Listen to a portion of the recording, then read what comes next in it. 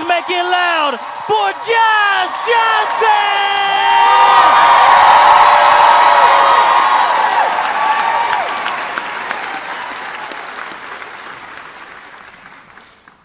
One thing that is very fun about being in Pittsburgh is your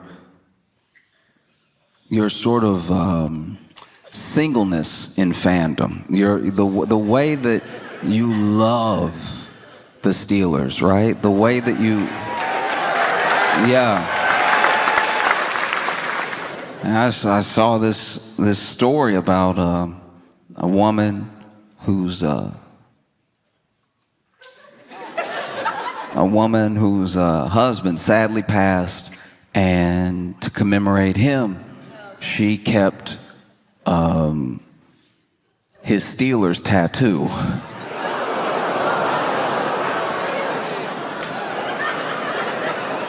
I'm glad we're on the same page.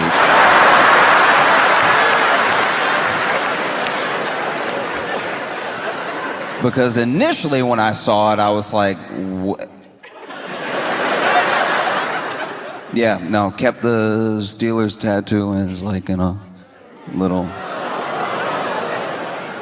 And then in the article, she was like, yes, we kept the tattoo. No, we don't think it's weird. And I was like,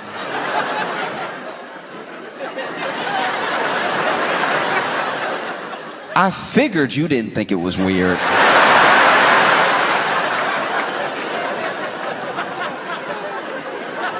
Seems like it was your idea.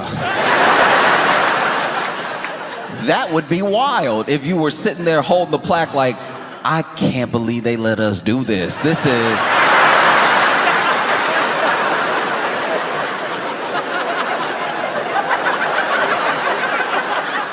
little odd, right?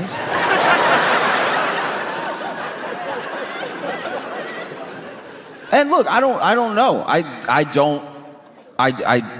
Wow. Like when I saw it, I was like, because also, look, I'm not gonna linger on it too long, but it was a big tattoo, so I don't even know what that, is that back? Is that arm? Is that, you know what I mean? And maybe this is something that the husband would have loved. Maybe he's like, yeah, keep it, put it in the living room, right? I don't know. I also don't know how hauntings work, but I imagine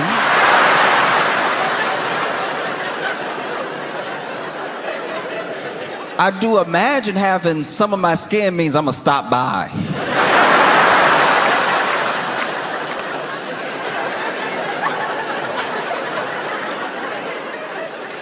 If anybody ever kept some of my neck, I think I'd be like, we have to have a discussion. Poltergeist or not, I'm coming over, we're talking about it. You know, you already have to be careful in people's houses because you never know who got the urn on the mantle or something like that. I don't know why they don't sell urns with like a lock on it. Every urn I've ever come across just been ready to be opened like a cup of sugar. We gotta start making urns harder to spill. You know what I mean?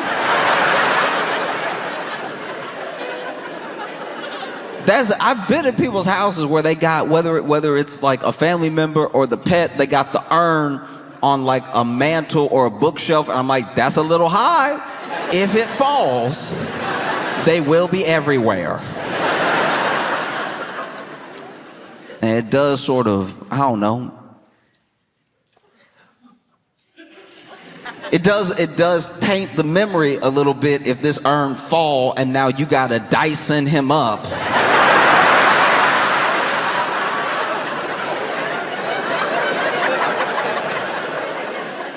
And then put him back in a new urn with whatever was on the carpet.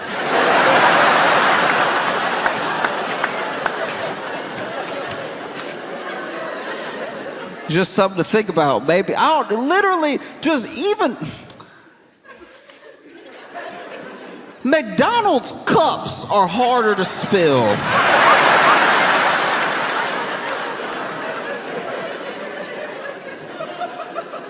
Just something with a twist lock, something. Because let's be honest, unless you spreading the ashes, you never need the ashes. You know?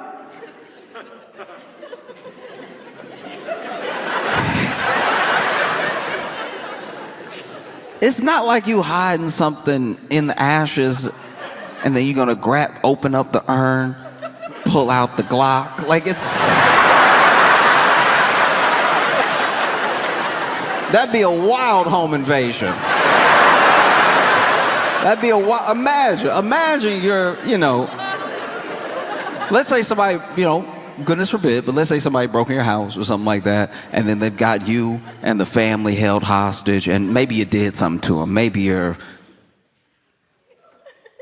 a healthcare CEO, right?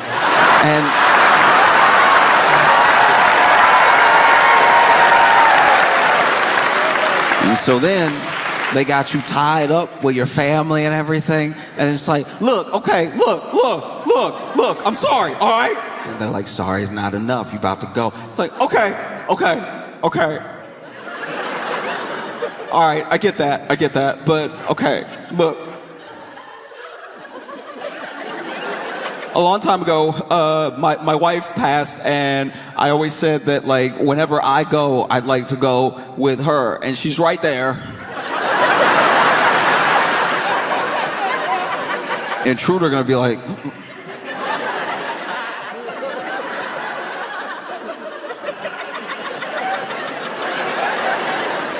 over there? Yeah, she's on the fourth shelf. Fourth shelf next to Great Expectations.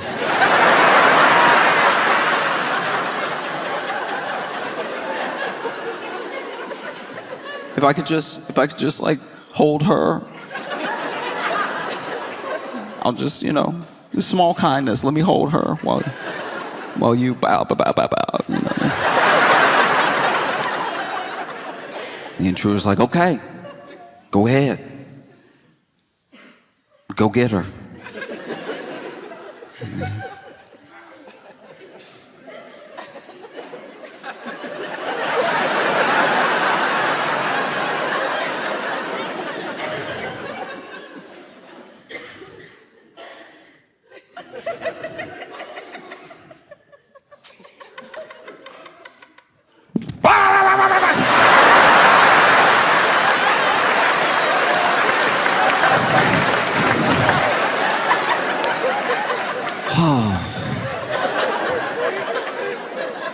Thanks, honey.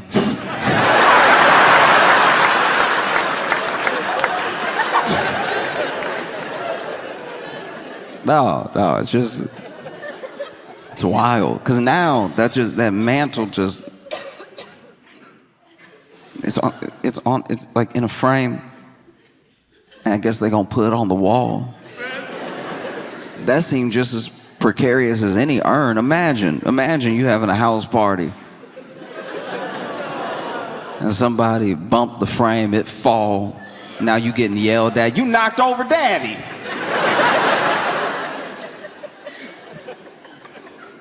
Everybody does things differently, and some people very differently. But once again, I don't know. I don't know if he would have loved this sort of thing, But it'd be crazy to think he might be looking down like, ugh.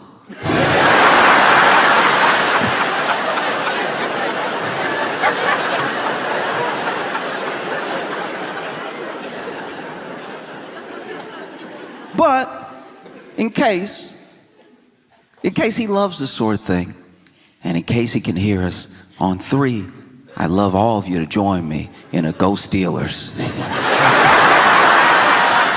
1, 2, 3. Yeah.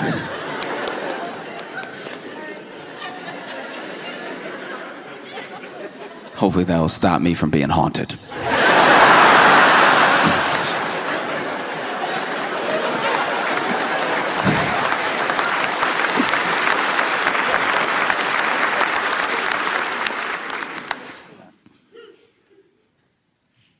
In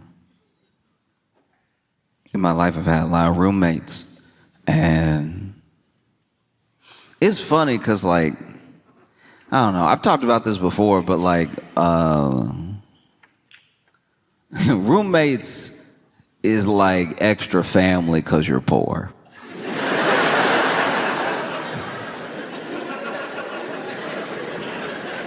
You don't exactly bunk up with a stranger because things are going well.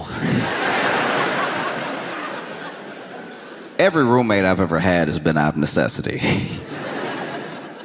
And you just gotta get used to it. But it's crazy because people, the way that people are roommates is usually a clue into how they lived before, like how they were raised potentially. Maybe they were raised to act differently than they're acting as roommates, and this is them out on their own for the first time, rebelling against all these rules they had at home when they were, younger. That's the most charitable way to put it. Like, I think mostly a lot of people are insane.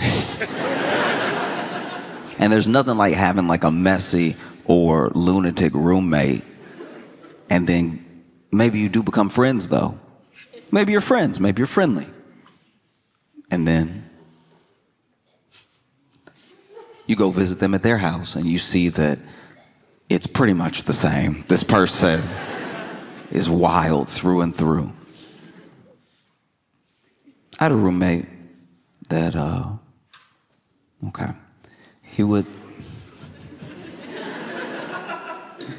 there would be some nights where he would sleep in the bathtub. He had a bed, he had a mattress, he had pillows. But he said he would sleep in the bathtub because it felt more normal to him when he would wake up from a night terror.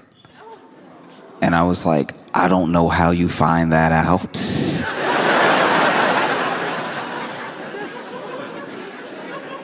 That means this man had night terrors and tried every room before he went tub.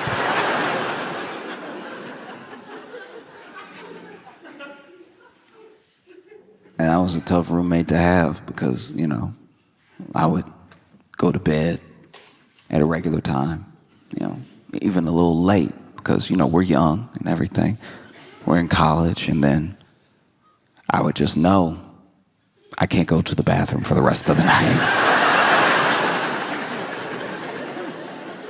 No, I can't. I'm gonna have to hold it until he wakes up. And what would normally be distressing, sleeping peacefully, and then hearing from the bathroom, is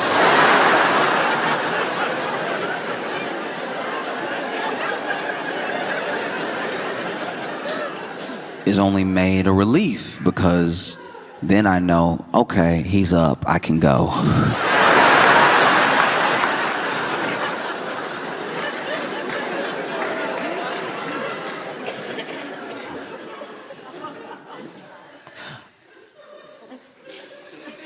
A lot of people in America worry about terrorism. It's a top concern for some people, and it just depends, mostly, to me at least, on when you were born, And I think that within this understanding of terrorism, there are many different definitions, One definition is someone who stokes fear and anxiety for the purpose of fear and anxiety in their enemies. And there's a lot of talk of terrorism or potential terrorism. People get called terrorists all the time, and there are some people that want to equate terrorism to one specific group, one specific religion. But I know that there are terrorists, but the terrorists that I'm talking about, they have no religion. The terrorists that I'm talking about, the terrorists that I believe already live in the U.S., they don't have some God that they call to for their purpose of doing what they do. They just do it to stoke fear and anxiety. I'm talking about people who put an empty box of cereal back on the shelf. These people have no place in our society, all right? I had a roommate. Last straw for me was this man. I bought some Cheerios, and I bought it for the group. We all eating out here. And so then I go to grab the Cheerios, and I'm excited, I'm hungry. And I go to grab the Cheerios, and there's a certain feeling. Anyone who's been a victim of what I'm talking about will know the feeling. It is a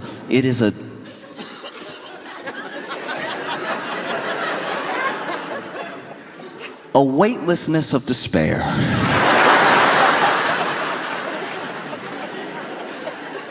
You go to grab what you think might even be a half-full box of cereal, and in your attempt to grab it, you put too much energy, too much force into your shoulder, into your arm, into your hand. And when you put that force into your shoulder and your arm and your hand, and you grab the box of cereal and you go to lift it up, you hit the top of the cabinet. Because there's nothing in there. And not only is there nothing in there, what's been left is crumbs. And the sound of crumbs is the jingle bells of poverty, all right?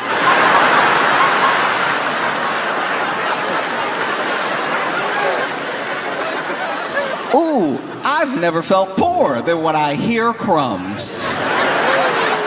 Hearing crumbs is right out of Oliver Twist. Crumbs is what Charles Dickens wrote all his best work to.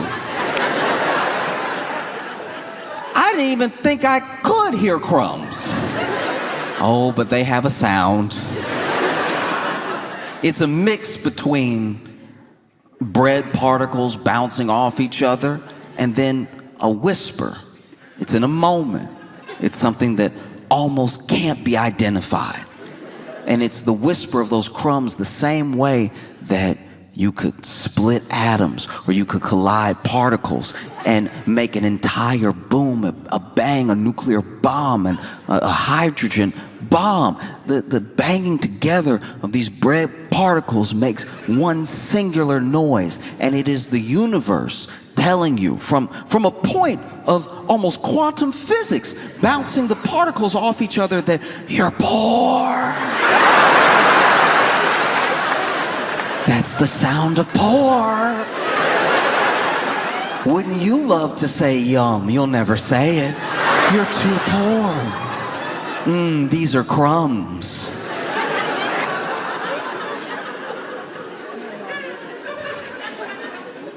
If you've ever, in your life, out of necessity, not out of deliciousness, had to pour crumbs into your mouth,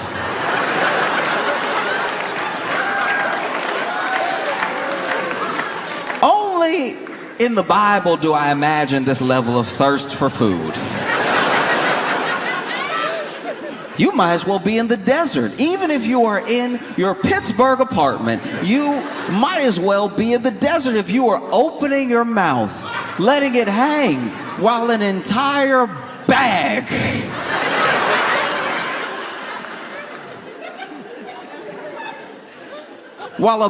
of crumbs slides and floats to your mouth. Because the crumbs that are sliding into your mouth from this bag, they have no Christianity. These crumbs are there to embarrass you. They're there to make you look and feel poor while you pour them into your mouth. Maybe that's where we get the word poor from, and maybe that's where we get the other word poor from, because you have to pour these into your mouth while you feel like the poorest person that has ever lived. And the bag is stiff because it's that hard, semi-soft plastic that they only make cereal bags out of. And because of that, it's got a lot of ridges. It's got a lot of things that the crumbs can slide and get caught up on, you know?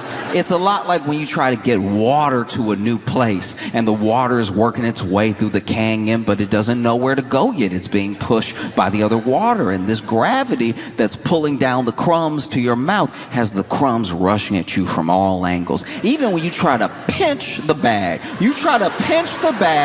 to give yourself some dignity. You try to pinch it and straighten it up to make a funnel for your mouth, because this is all you have. Crumbs is all you have. Crumbs is your life. And so you make it as straight as possible. You slide it down. Only when you are making a paper plane do you have this level of intent as you straighten something out. You straighten it out as much as possible, and then you dip it into your mouth, and still the ridges find a way.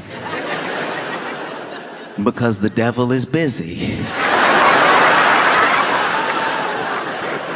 Oh, the devil is hard at work trying to make you look and feel poor, even if you're alone in the room. You pour the crumbs, they're rushing from all angles, skiing down the plastic to your mouth. But then something happens. You don't know if it's in the middle of the bag or it's at the very edge, because some bags, depending on what cereal you get, have smooth tops and some have ridged tops, okay?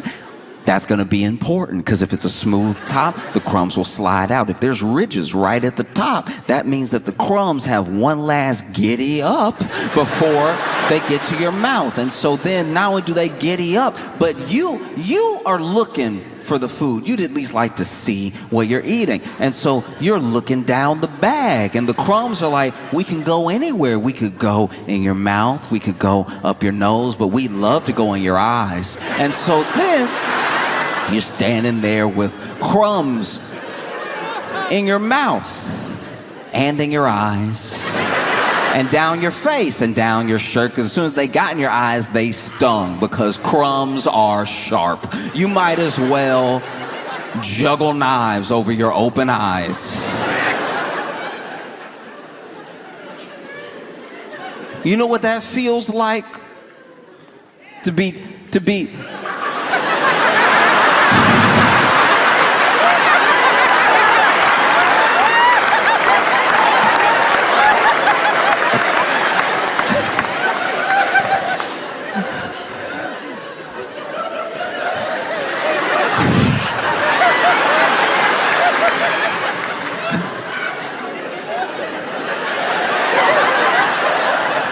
Do you know what that feels like, to have to dig Cinnamon Toast Crunch out your eyes?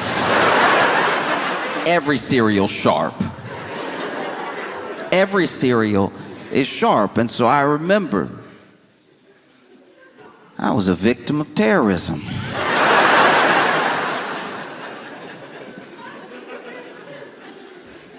And I took my crumbs like a man. But then I confronted my roommate. I said, hey. I know what you did. You know what you did. I don't know why you did it. I feel like I've been very respectful. I feel like we have a good rapport. I don't know why you would engage in such a vicious attack against my Saturday. And he was like, what? I was like, you know what? Because he did know what. Because without me saying anything else, he was like, look. I put it back, but there was some in there.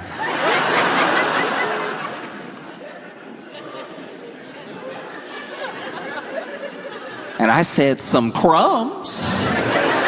He's like, no. There was Cheerios in there. And then I thought, okay, maybe I've made a mistake. Maybe I have accused the wrong roommate, because I have more than one. And so then I walked to the kitchen with him, because the bag and the box were laying on the ground, because I obviously had to run to the bathroom and wash my eyes out of the very sharp cereal. And at this time, first of all, I need to go back. This is the second time this had happened, all right? And so first time was Cinnamon Toast Crunch, and then the next time it was Cheerios. That's my mistake. And so then he was like, there was some in there, and then we walk over, and the bag and the box are strewn on the floor like a crime scene. Because I had to drop them immediately. I also got Cheerio in my eye. And I was like, there was nothing. And you know there was nothing because it was only crumbs. And now the crumbs are in me and on me. And then he's like, no, there was something left. I was like, what left? And he was like, there was one Cheerio. And I was like, now I know. You might as well be Osama bin Laden, because the fact that there was one Cheerio you chose to not eat and leave means you're out of your mind. And then I looked, and sure enough, there was one Cheerio on the ground. One Cheerio. A single Cheerio. Like a British person saying goodbye.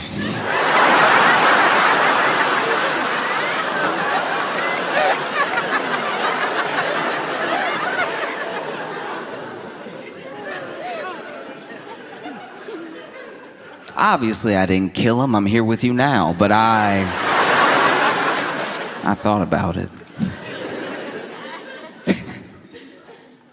I struggled a lot, growing up, even into like early adulthood, with opinion of myself, with like body image and everything. It's very difficult sometimes for any young person to believe, if they don't already believe, that they are lovable or that they are good in just the way that they are. Basically, that they are enough. You're still working on yourself. There's still things you want to do with your life. You got your whole life ahead of you, but there's nothing extra you have to do to be worth anything, And it's a hard thing to convince someone of who doesn't believe it. I wish more people believed it. If you saw yourself the way that the people that love you see you, what a beautiful world that would be,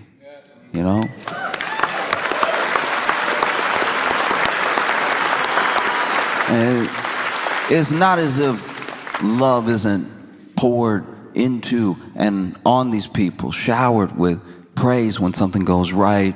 Not everyone gets it, but even for the people that do, they still struggle with body image, they still struggle with confidence. And then for the people who should have people that they look up to, maybe not giving them any of that, either being indifferent to them or actively hurting their confidence. Sometimes even when you have those positive forces in your life, you still don't accept it in a way that would help boost your confidence. You're like, she loves me, but that's like my mom. She biased.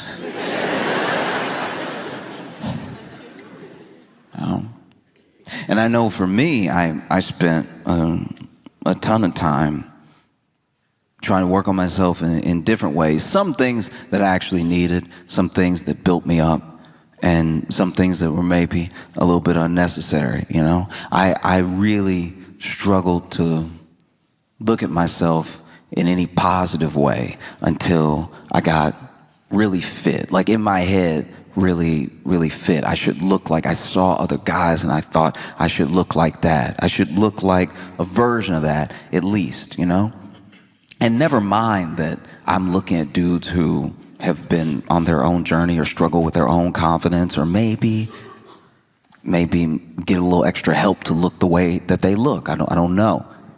And I was never trying to be like insanely huge. I joke about being like ripped and real big, but honestly, I don't have the frame for it.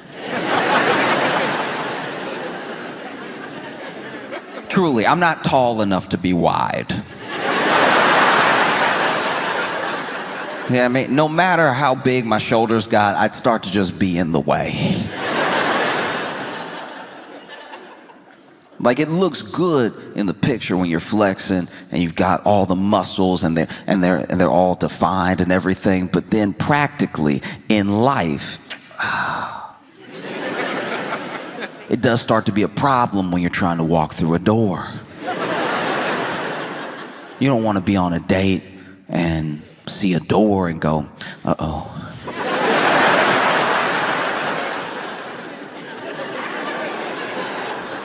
How do we handle this?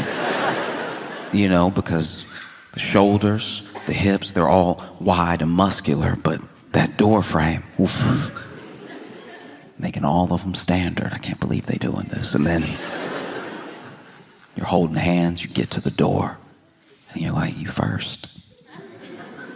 You look like you being a gentleman, you know. Please go ahead. And then she walks through the door with ease, and you now have to figure something out. You're standing on the opposite side of the door, and you're like, oh, okay.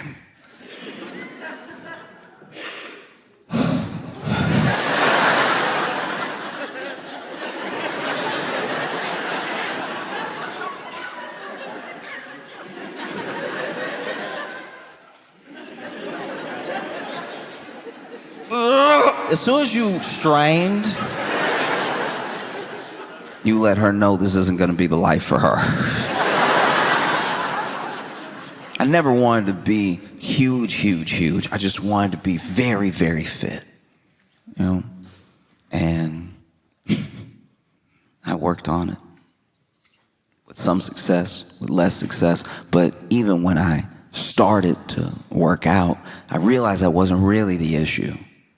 Now I was going to the gym, and I was eating as much as possible, and I was gaining a little bit of weight. Not much. And I was like fighting to keep looking this certain way. And I finally accepted that, like, even if I got there, maybe I wouldn't be happy. And I even discovered that through other people who I knew were there. People who I wanted to look like that were in my life, you know? And they still had all the same problems I did. And I would go to the gym and I'd see people packed in there fighting to look a certain way so they could feel a certain way. And there is a bit of a cheat code. You could try to work on feeling the way without having to fully change your entire body. You know, you don't have to earn loving yourself through like straining and potentially hurting yourself, you know? Like there's some things that there's some things that go and be lifted in therapy, you know? Like it's just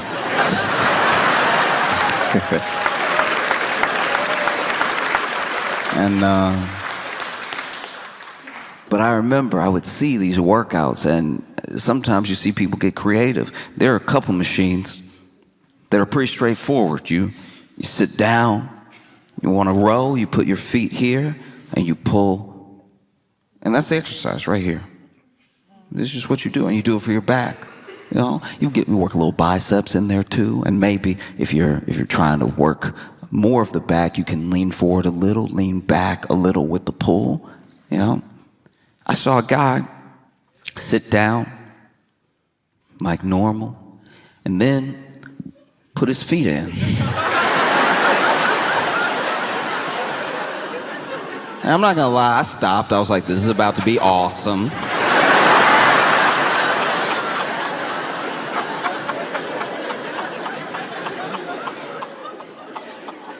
This man, I don't know what muscle it works out. It seems like it just ruins your joints, but he went,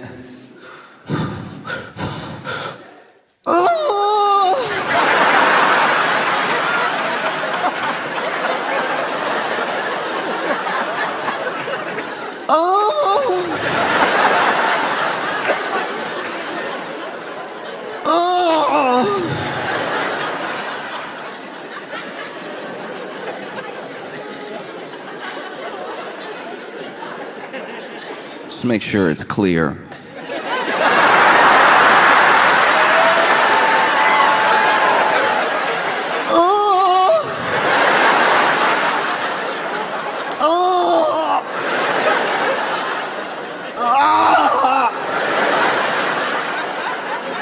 and it looked like it felt like it sounded.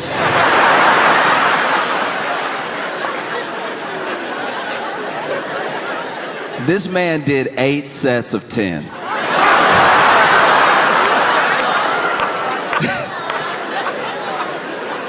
And I watched the whole thing.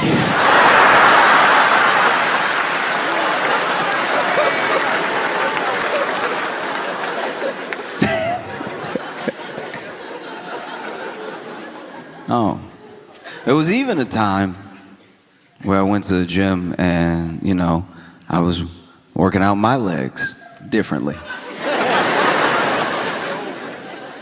I was doing some lunges, I was doing some like split squats and everything. Not much weight, but just trying to make sure that I worked out my legs, because there are some people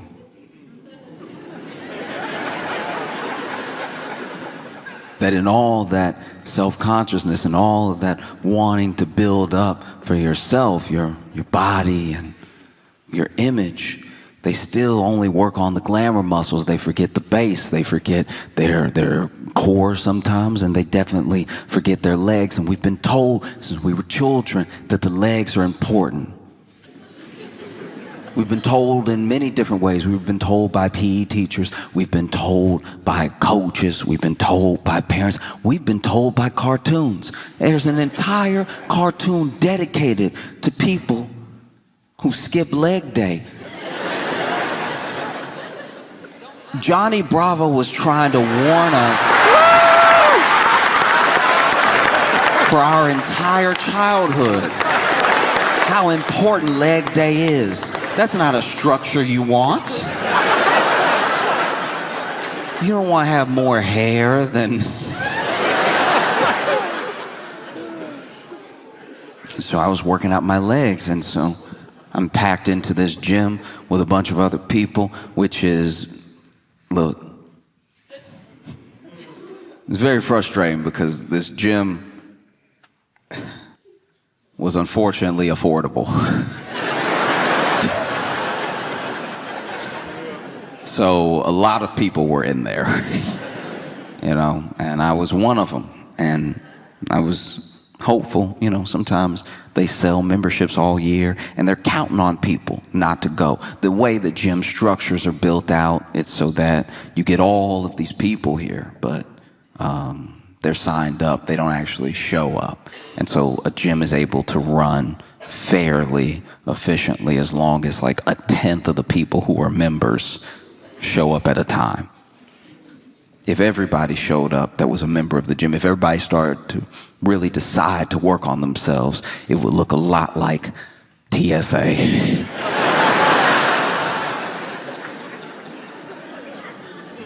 Be very little movement. The only way to work out would be passing the weights, just you can have some. And while I was in the gym, packed in there with everybody else, there was a fire alarm that went off and some smoke that we saw. And, I didn't see any fire, but 2 out of 3 signs isn't bad. And so there were only 2 exits, which in retrospect was a horrible thing. Like you could only get out through the elevator, which you're not going to take during a fire, or the stairs. And so people started clamoring for the stairs. And this is where the real fitness test began. Because there were some people that were out in a flash, but then there were other people who had been working out. So they used all their fire running strength on the treadmill. So now they see that the fire alarm is going off and there's smoke, and they hop off the treadmill and they're like, oh no.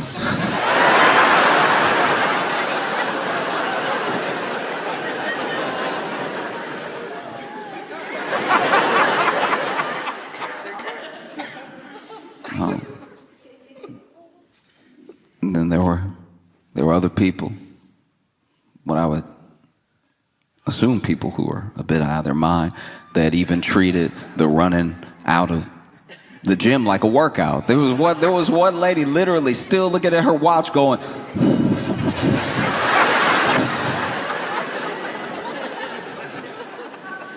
And then there was me, who had been doing leg day. I tried to make my way out as fast as I could, but honestly, if I could brag on myself for a second, I had gone pretty hard. You know, I had a PR and everything, and a PR is what you don't want to have when it's time to run. Because I put the weight down, I saw everybody running out, and I made my way for the exit, and I could not stop jiggling. Like every...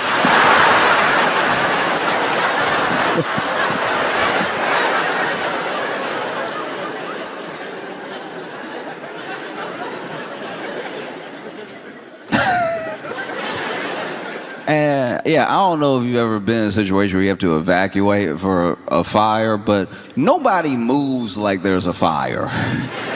Even as you're going downstairs to like get out of the building that has smoke in it that is like clearly, at least seemingly on fire, you still get people that do that thing that people do when they get to the top of the stairs, where now that they're clear, they just enjoy their day.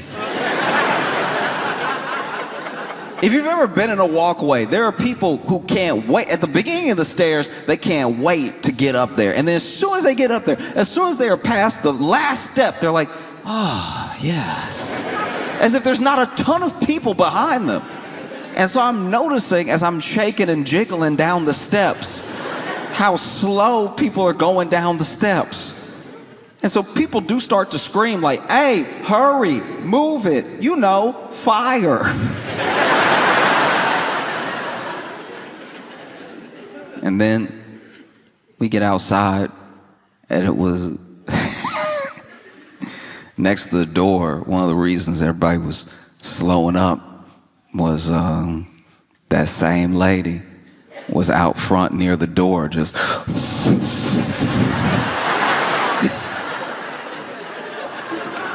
like next to the door, just run. Like run, like you still got the rest of the world to run. What are you waiting for? If you're waiting for your gym buddy, you left him. You left him to die.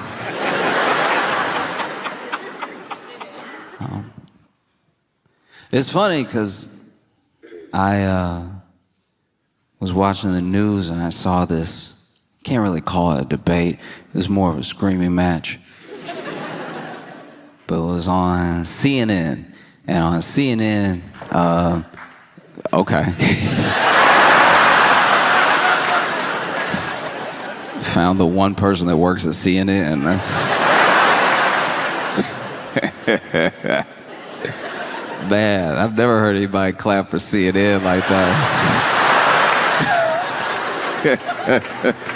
Yeah.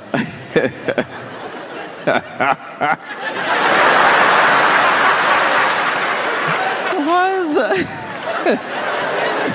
Now, to be fair, though, look, to be fair, we don't know where our friend is from, and CNN abroad is actually substantially better. Like, when you watch CNN and you're in like France or something, it is actually like engaging programming. That we really are the only ones that do CNN the way we do CNN. I like, as an example, when you travel the world, McDonald's is still fast food. We're the only ones that made it poison. You know, every other country, they just say what happened on the news. They just tell you. They're like, oh yeah, no, then these people came, and then the other people came, and then the first people left, and then the second group of people left. It's really mostly in the US where you watch news and it's like, chaos in the streets!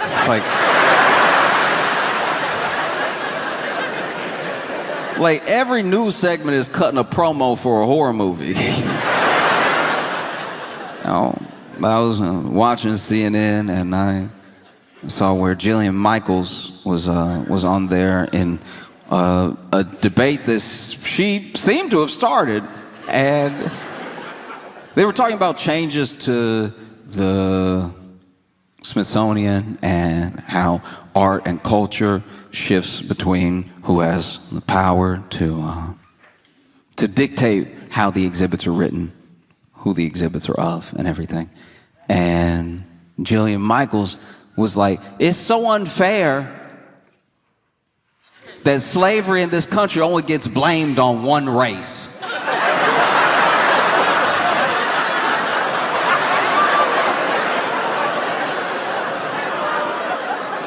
Look, as outrageous as that is genuinely funny. Like, look, I'm not gonna tell anybody how to feel, but if you heard the words I said, that Jillian said, and you immediately got angry, I would ask you to take a step back. I'm not gonna tell you how to feel. You can be angry if you want to be angry, because it is a very short-sighted, ignorant thing to say, but that's precisely why it's so funny. It is absolutely hilarious. But the best way I can describe why this is funny is when I was a kid, I would I would be at home alone for about 3 hours. I would get off, from school. I would do practice, and then I would get home and be alone for about 3 hours, right? So for 3 hours, I was the only person in the house. And one day, I was just walking through the house. I was eating something. I think I was like eating some Easy Mac and walking, not paying attention where I was going. And I knocked over this vase. And it was a vase that my mom loved, right? And so it smashes on the ground. And I genuinely didn't know what to do, because I was like, man, I'm going to be in a huge amount of trouble. I need to think of something. And in my head, I was like, what should I do? Should I call my mom now and be like, hey, when you get home, you will want to beat me. But I feel like if I tell you now and you're going to be like on shift for another half hour, and then just the concern, because I never call you, I'm hoping the concern that you have that I am calling you you'll be so relieved that I'm alive, that I'm not dead, you'll want to kill me less. You know, because having that coworker be like, it's your son, you know what I mean? And then have you be like, oh, what, my baby? And then I tell you what I'm about to tell you, and then you're like, oh, I'm just so glad you're still with us that I would hate to make it so you were not, right? That was one thought. Then the other thought was, look, I've given this whole having a family thing a good run. Maybe I dip right now. Maybe I leave home right now.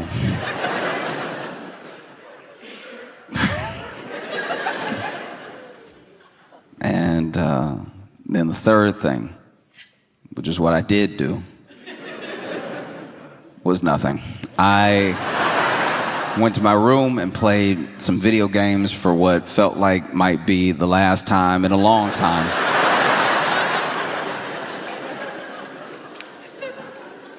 And then my mom got home. I remember all the noises of her getting home. I remember the like screen door, and then the lock, and then the lock turning, and then the deadbolt turning, and then her walking in, the screen door shutting behind her, her shutting the door, her locking the door, and the deadbolt. Again, every footstep from the front door to the kitchen, because she missed it at first. And then every footstep after the kitchen back into the living room, where I heard my name. And not my name the way you know it, my full legal name. You know what they put on your death certificate or before a parent kills you? My full legal name. And then I walk in, and my mom is like, what happened? What is this? And then I said, oh, you just gonna blame it on me?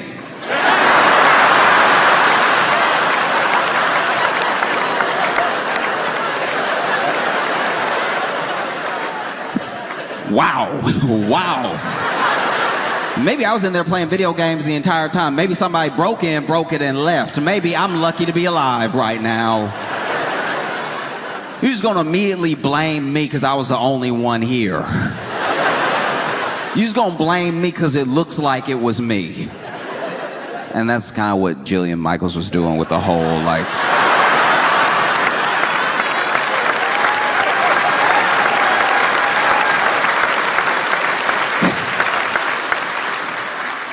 Yeah, that's kind of what she was doing.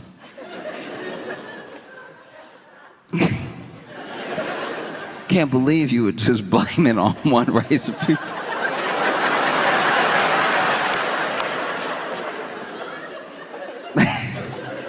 And it's so funny, too, because when it comes to history like that, there are always these bad actors that try to pull the thinnest straw man out of the woodwork.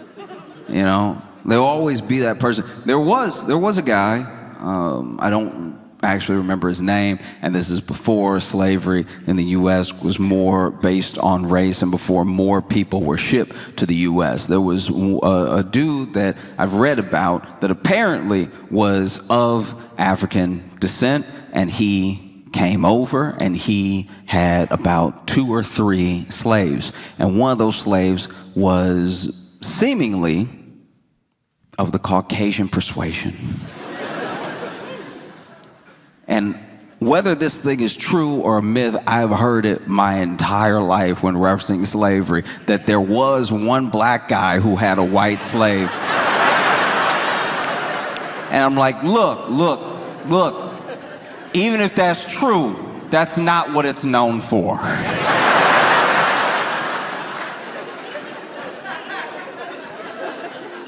Do you know what I mean? Yeah. Just picking and choosing how you present an entire idea.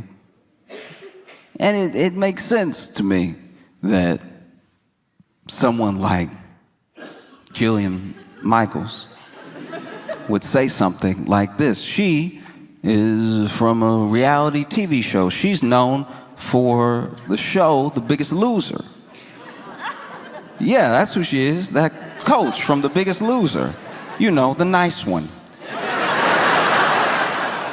The Biggest Loser was a show, I don't think it's still on the air anymore, so if you're not familiar with the show, it was a show where they would bring on people who were overweight, struggling with image and everything, and they would help them lose weight by making them do slavery.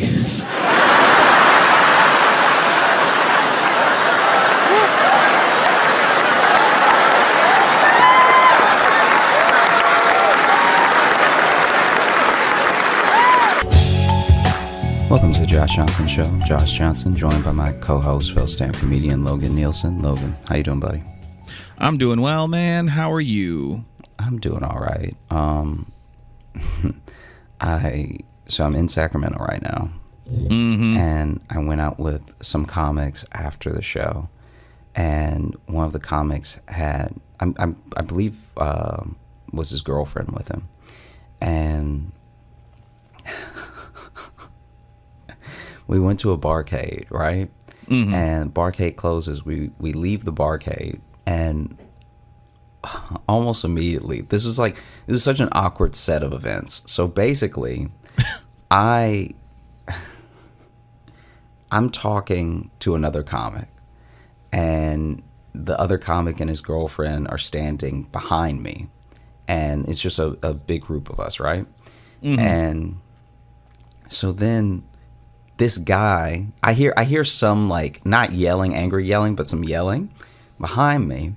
And then as the guy's past me now, the comic that I was with, who's standing next to his girlfriend, like, you're good, just go, you're good, you know, whatever, right? And then the other guy kind of keeps talking and then walks fully into a pole and then bounces from walking into the pole into a bush, right? And okay, and the real other pinball situation. Yeah, the other guy's like, "Hey, you good? Just keep going, right?" And so then I asked him, because I was almost about to say something of like, "Yeah, you know, it happens, man. Like, it's all right, whatever." Right. And then I turn around and everyone's trying not to laugh. I'm like, what happened just now? And they tell me that guy was trying to catcall his girlfriend. Okay. Okay. But he clearly didn't want to do it when he was too close because he passed them. So he didn't start catcalling, I guess, until he was running distance away, because it's very clear they're together, right? Right, yeah. And so then he's so busy catcalling that the guy is like, "Hey, you're good, just keep walking." Like he was like just trying to get rid of him, right? Right. But then he's like still so focused on catcalling while his head is fully turned that he walks into the pole and then bounces from the pole into the bush. And so I'm glad I said nothing, because in my head, I thought he was trying to make that dude feel better about walking into a bush. Mm-hmm. And so then that's why I was almost like, hey, yo, it happens to me too. Like, it's all good, man. Don't be embarrassed. It's okay. But what was really happening... I was in a bush earlier. Don't worry about it. You're doing great. What was really happening is that he was getting shot down by the girlfriend. The other guy was like not getting upset, but he was just like, hey, you should probably just keep walking. Yeah. And then he walks into a pole and then into a bush. And for me, I don't know how to describe it. Maybe I'm just one of those people that like genuinely assumes everyone moves through the world like I do. And so then I just saw a guy. I forgot he was connected to the yelling that I heard before. I just saw a guy walk into a pole pretty hard. Mm-hmm. And then walk into a bush as he tried to recover. Right. And so for a second my heart went out for him, and then I was like, oh, you could have avoided this entire thing. Right. Because I almost thought they knew each other, because it was like, hey, you good? Yeah, you good? Like, because he's being cheery about it. So it's right, he's not like, hey, you good? Keep moving. He was just like, you good? Yeah. I mean, but this ties again into what we were talking about last week with how these situations just find you. Well, also and right just there, even be in a group. Be in a group and the situation will find you. Be in a group in that, but also, like you said, maybe that's part of it too, is your perception of it is always a little different. Because right away you were just like, oh, another silly cartoon man in a bush. Yeah. No, it's also one of those things where I'm starting to like when we were out and that happened, I'm starting to see how situations pop off, because the guy was also, the comic was like, one of the reasons I was just trying to get rid of him as soon as possible is that in this area, you never know who has a gun, Yeah, sure. And I was like, and by this area, you mean America. Sure. that goes for any space anywhere. And I'm not gonna lie to you, man, it did get me thinking. Almost immediately, it got me thinking about how like if you were embarrassed, like if I walked into a bush and I had a gun, I think that just to like, a gun is such a social reset that I think that if I walked into a pole and then a bush, I think I would just fire off the gun, because then everybody's forgetting that I walked into a pole and then a bush. You know what I mean? It's almost a gun is almost except the opposite of that Men in Black stick that makes people forget, because once you pull the gun out, no one remembers anything before the gun. It's just true adrenaline, So if you had your fly down and somebody was like, oh, hey, your fly is down, and you were super embarrassed, you really just need to pull a gun out, and then like no one's thinking about your fly anymore. This would just be a good place for maybe a quick legal disclaimer of this is a satirical podcast. You should never pull out a gun to solve any situation ever. Josh Johnson or other employees of the Josh Johnson Show do not believe you should pull out a gun. But if you had a gun, if you had a gun and then somebody was like, there's spinach between your teeth, and you were just like, oh God. Fire one into the ceiling. I mean, a gun is a social reset. Is like I don't know, like a Nirvana lyric or something. That sounds like such an angsty song title. Yeah, a gun is a social reset. Yeah, Wow. that's one way of thinking about it. I just mean, like, if that dude had genuinely had a gun and then pulled it out, the bush is like the furthest thing from my mind now. I don't know. I'd have a hard time not remembering that, because honestly, my first thought might just be like, oh, he'd fallen in the bushes was embarrassing, so he wanted to shoot his way out of that scenario. I think it would be that, because that's the conversation we're having right now. I think that if you were standing with us, especially to say that we didn't all know what happened until later when we discussed it, I think that you would just be like, that guy had a gun. Okay, but I the bush is still going to be my mind, because if anything, it's going to be a man jumped out of a bush with a gun. Yeah, which is still no, it's still going to be not the original story, but it's still the bush better for him too, because now he's jumped out of a bush with a gun instead of he walked into a bush, took a 10-second pause. Right, you could see him contemplating his life, and then he pulled out the gun. Fair. Yeah, a frazzled man fell out of a bush, and he was armed. Yeah. So it had to make you wonder, where was he coming from? Had he just fought off the bush people? Yeah, that's true. Is he a hero? Why didn't he fire on them? Why is he firing at the air? Yeah, is that bush some sort of, is it like a Lion Witch wardrobe situation? That bush leads to a different kingdom that needed to learn a lesson? Yeah, it just needed to be taught, needed to be checked. Needed to be taught something. Yeah, they had to appreciate what they had in life. Like, if someone came out of a bush with a gun, I don't even think you'll remember they came out of a bush. You'll just be like, someone is firing. No, I disagreed. If they come out of the bush, like, I'm going to be like, even if I'm running away, I'm going to be like, that man from the bush has a gun. Like, the bush is going to be on my mind. Okay. Yes, I'm not gonna immediately know or think about how he got to the bush. The bush, because to me, then it's not just a dangerous man with a gun. That's a dangerous man with a gun who's also maybe magic. You know what I mean? He's some sort of angry forest sprite. Yeah, I mean, because who has had enough. Because I didn't even hear the catcalling, but from their perspective, the whole thing was probably so much funnier than what I saw. Because by the time I saw him, he was about to walk. Like, I was about to warn him about the pole, because his head was fully turned. Right. And so then he walks in, and the way, I didn't know that there was a worse way to walk into a pole than head on. If you walk into a pole when you just off of this one person, so I guess I don't have much data to go on, but if you walk into a pole while your head is completely turned, you definitely almost bite your tongue. Definitely bite your tongue. Extra disorienting, because you're not sure what's hitting you. Yeah, he probably thought it was a guy. Probably. Yeah. And it's skinny too, so even if you put your arms up to like push off of it, you're gonna miss. And the worst so it's part not like you walked into a wall. Is that if he had gone the other direction, he wouldn't have hit any bush at all. But he tried to like recover too quick. This person's also probably clearly drunk. Tried to recover too quickly. And then in his attempt to sort of like spin out of it and still look cool, he went into a bush. Right, yeah. And then he tried to spin out of that and make it look cool. And then he fell into something else. He tried to roll off of that. Cool. Yeah. Fell into a manhole. Yeah.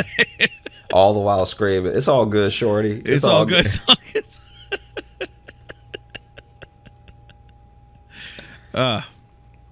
How are the shows so far in Sacramento? I know you got a couple more. Yeah, they're good. Yeah, so we have 2 more, and yeah, it's been fun, man. It's been a good time. Too bad. Too sorry I'm not there. Oh, it's okay. There's gonna be other shows. Yeah, no, I know. But we're right now. Now that I'm home and not in Sacramento with you, I'm helping Jess watch her infant nephew for a couple days, and I was so sure you were about to say a TV show. No. Like, I'm helping Jess watch Game of Thrones. Well, there's too many names to keep track of, and all this lore and stuff, and so I keep charts for her. I let her know. Yeah. You have the map from the beginning of the books. Yep. Yeah, I have all that up there. We put pins in it for each new place Okay. we see in Westeros, and yeah, it's going well. She's having a hard time, keeping the Starks separate, but that's fine. She'll get there. Yeah. I got flashcards for her. We're going to work on that tonight. I've started Game of Thrones now, and I am at season 5, episode 3. Oh, did you never watch it before? No, I never watched it before. Oh, I thought you watched it when it was on. No. I'm glad that I didn't, because my friend who loves it, read the books, loves it, right? Right. He is like, once you get to season 6, just stop. Yeah, that's true. You're getting like, really? Warning. And he was like, yeah, anything past season 6 just ruins everything because it's so hard to follow. It technically doesn't make sense, and because in your head that this is a studio thing, not a story thing. Yeah. Because HBO rushed it. Like, that's the other thing about letting stuff like that go public is like they apparently they went to the author of the books and just in a general meeting about more seasons and renewals and all that stuff, asked him how many more seasons there were in the story, like if it were to play out the way it had been playing out. And apparently he said 3, and I guess that was too much because they want Star Wars. And so, well, but that's not HBO. That was the creators. The creators. Sorry. Weiss and Benioff, because HBO wanted to keep going, and Martin wanted to keep going. They all wanted to do 10 seasons. That's right. My bad. It's not HBO's but Weiss fault. and Benioff wanted to leave to do Star Wars, which they ultimately lost. Also, probably because they fucked up the landing to Game of Thrones so bad. Yeah. So basically, I'm excited to almost be done. Not because I don't love it. I'm really enjoying it, but because this is a rare thing. This is the rare thing where you either start a show so late that the world is so far removed that there's like, I've encountered no spoilers. I mean, to be fair, I've been binging it. So I've torn through like, a third of a season in a day sort of thing. But also, the cool thing is that someone is giving me a warning that I definitely need to enjoy the overall thing more than some people who love it. That's what's so crazy. It's like, he loves it more than I do. Yeah, so you love it. Like, people love it way more. And here's the thing, and I fucking agree. Yeah, stop when you get to that point, because it ruins your love of the show. Wow. Like, it was like my favorite show, and that last season fucked it up so hard for me. Like, I don't care anymore. Like, I hardly it killed it in the social consciousness for a little while. We didn't no one wanted to talk about Game of Thrones for a few years. You know what's also funny about that, but what's almost good about that in a sense is that that's why I'm not encountering any spoilers, because everything. What's crazy? So I remember we were all so mad we stopped talking about it. Yeah, I remember being on tour early on when it was ending, right? Yeah. And so early on in the tour with Trevor, it was ending, and Trevor was waiting to watch the whole season. So he was hearing how people were getting mad, but he was like, oh, I'm just going to on a weekend where I'm off, binge the whole season, whatever. And everyone that I encountered, even when we would talk about it later, was so angry that there were no spoilers. Like, it was probably the angriest I've seen a lot of my chill friends that I never actually see upset. They were so mad that they actually couldn't spoil it because there was nothing coming out of their mouth but curse words. It wasn't even plot points. It wasn't even like people, because you know how I haven't watched the Harry Potter movies, and I've read I read up to the 5th book, and I think I'd just have to start again if I was going to get into it. Right. Because Sally's read them all, and I think she's watched all the movies. But just something I don't know, something with life, just after the 5th book, I just genuinely did not have time, and then years passed. But at least when people didn't like something in the movie, they talked about it. Right. people hated the ending of Game of Thrones so much that it was like it was actually like it was like everyone finding out they had a secret child with the worst person they'd ever met. Like, you're not even getting the full story. You're literally just getting like, and how could that? Oh, like no one was finishing sentences. Well, because a big part of it wasn't even just about how it ended. It's that it was a different show in the last season. Like they completely, all the patience was gone. All of the like how they used to really slowly build up. When you sprint a story like that, yeah, it's stupid. What made that show good was that they took the time to really build the lore, really dig into the characters, and build out that world. And in the last season, they're like, fuck, we got to end this. And when you sprint through it, then it just becomes a silly little dragon story. Like it didn't feel the same. And I want to get out ahead of this now. I'm not going to read any emails about Game of Thrones. Just telling you that right now.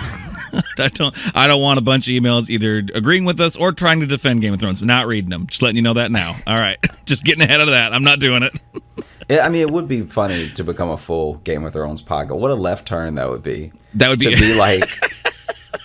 Okay, that I would be on board for it if we just turned to a Game of Thrones rewatch podcast.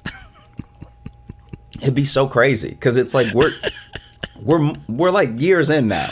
We're years into this. It's like, and we've never talked about a show for more than 8 minutes. And so there's enough episodes of Game of Thrones to fill like an entire year of episodes too. Yeah.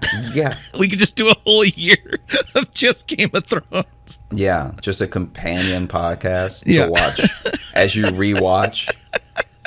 That would be so insane. What a way to potentially tank the entire show is just like. And we won't commit fully to it either, because we will stop at the 6th season too. So we won't even do the full watch. It's like doing the first 3 episodes of Firefly as a podcast. It's just like, what? Then why are you even talking about it? We just really loved that first little bit. Yeah. After that, I kind of stopped paying attention, but those first ones I like. Yeah. We just do like a Kim Possible podcast. Just shows people have truly forgotten. Yeah. We're gonna watch Perfect Strangers. Hey, they did like 7 years of that show. Like, I'm looking up now. Let's see. What show we're gonna do? Yeah. Yeah. What's a good?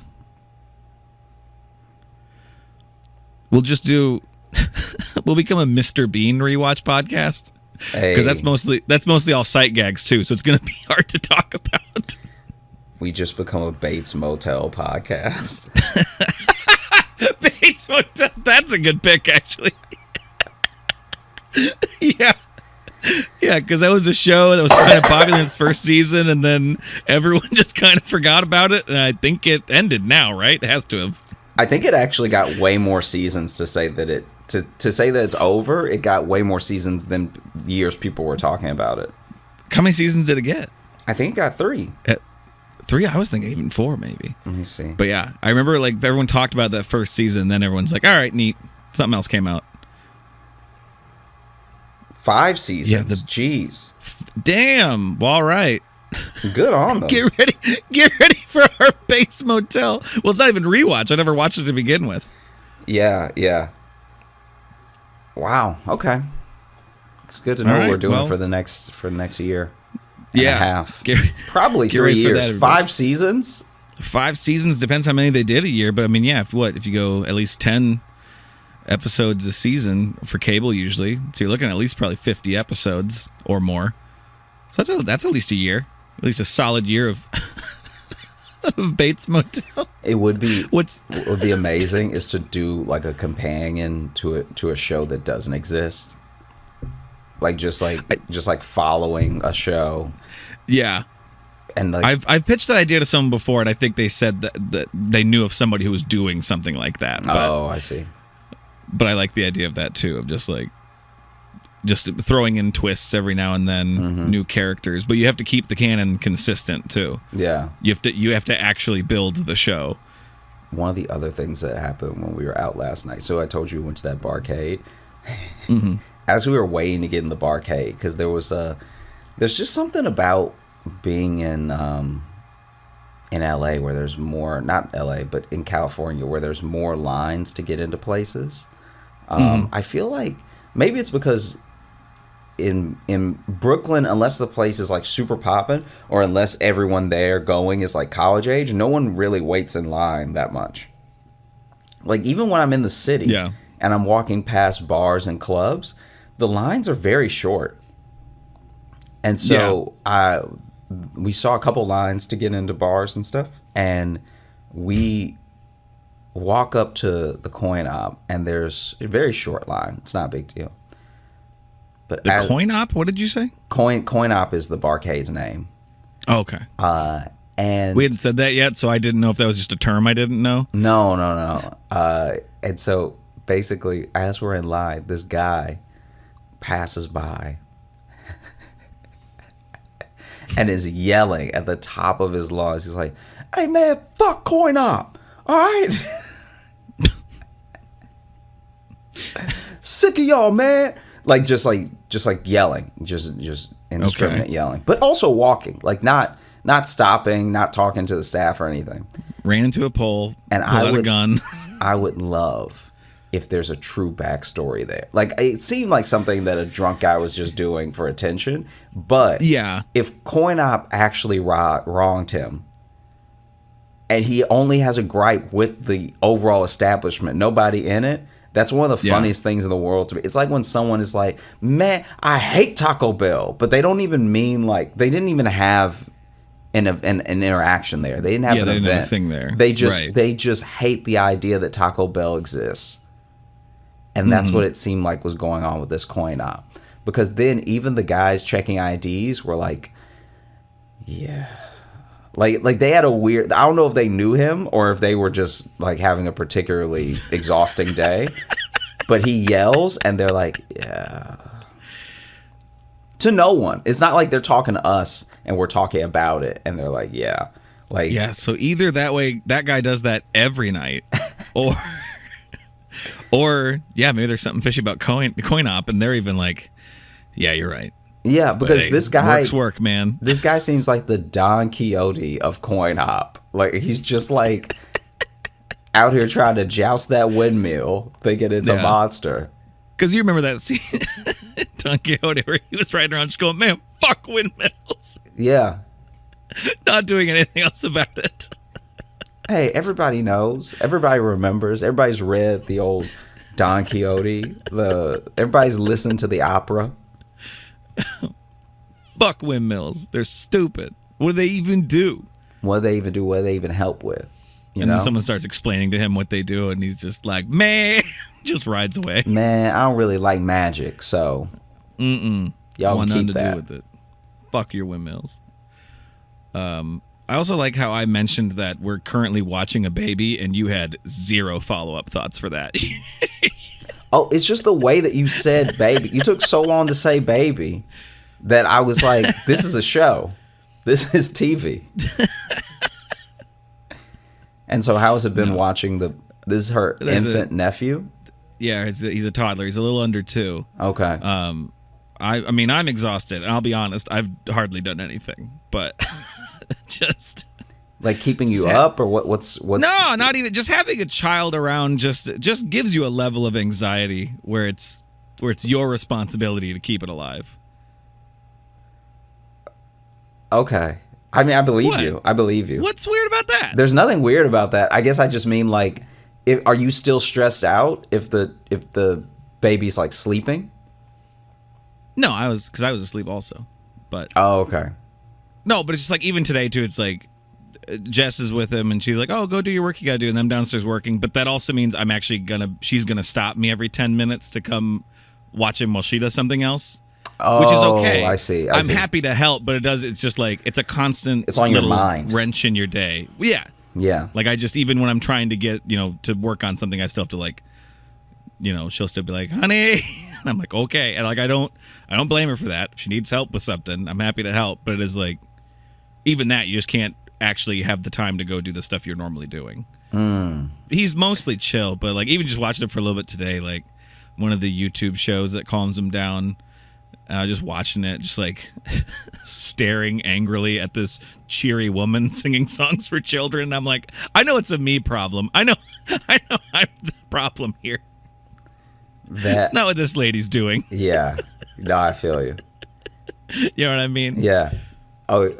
I feel myself being the monster. Maybe that's what it is. Maybe You did remind me of something though. This is like, go for it. Just because you because you said like angrily at this cheery woman. When I was I had to be like early teens, maybe I was like 12, 13, whatever. Went to the fair, and this is like what we've talked about before on the show. It's like that parking lot type fair thing, right? Yeah, carnival. Yeah, like circusy, you know? Yeah, carnival, a street fest. Yeah, maybe people would call it, you know? Yeah, and so we go, and as we're hanging out there, maybe I went with Jacob. I'm trying to remember who I was with and everything. But there was someone who was like, I guess selling pies, like just like true, all American. Here's a pie that I just made, and I'm selling it at the fair. Or like you saying that with a question mark almost makes it more seem like you don't know what pies are. No, I know what a pie is. I'm just saying that it felt pies, weird. I think I don't know. It felt, because I don't know if there was a pie contest. So it felt weird to let this random person do this, because this is a place where everything is like paid for, and it looks like it's part of the traveling thing. Does that make sense? Oh, okay. So the funnel cake area wasn't just like a lady who loves to make funnel cakes and then she brought some from home. And so it felt a bit odd. It felt like a county fair thing was happening at a carnival. Okay. Does that make sense? I get you. Yeah, I feel you. I mean, it's a little bit of both. Like, it is a fair, so like, I guess good on them. Anyway, this lady is like she is so happy about her pies, and she's like barking for people to come, like taste a sample or get one of her pies or whatever, which already is not, to me, it's something. She's at like the heart area of the fair, and to me she should be near the parking lot, because like, who's gonna buy a pie and then walk around with it and do rides with it? Do you know what I mean? Especially like a full pie, full pie. And so in my head I'm like, hey, you're in, like, even as a young kid I was like, you should be where the cars are, where people are heading out, because then they I mean, maybe pie is driving food. Yeah, maybe she straight up just had done that before and realized, oh, people are full when they're leaving, so like, let me be at the heart of the whatever. Because you definitely can't try to get in at the front, because now nobody wants a pie now. Like, I haven't been on any rides. I don't have a fork. Like, this is, here's the thing. I appreciate the thought you're putting into it, but I think what you're touching on is that there's not a lot of ideal scenarios to just sell whole pies. No. Like out in the world, not in a store. Yeah. And there's too many variables. There's too many variables. It's just too messy, It's too messy. It's a cumbersome treat. And so and so she's like barking for people to, get the pies. And I think where she was near the hammer, where like the test your strength hammer. Yeah. Okay. So she was over there. So a lot of people were already gonna try, and maybe she planned that. Maybe she wanted to be where an attraction was that was gonna get a lot of foot traffic. But she's clearly getting on everybody's nerves, like hardcore, because she doesn't have a lot of slogans. So it's just the same thing, and she's yelling, and it's just the same thing over and over, right? Yeah. So even as you're in line to play the sledgehammer thing, you hear this woman like 52 times. Okay. It's just too repetitive, and what's happening is she's yelling at every person that passes instead of every so often. Because let the sign do the work. A sign is silent yelling. You know? Yeah, sign is social yelling. A gun is a social reset. I'm just saying, if you see a billboard, someone sign else display. might have screamed. They might as well have screamed. For the effect that it has on you.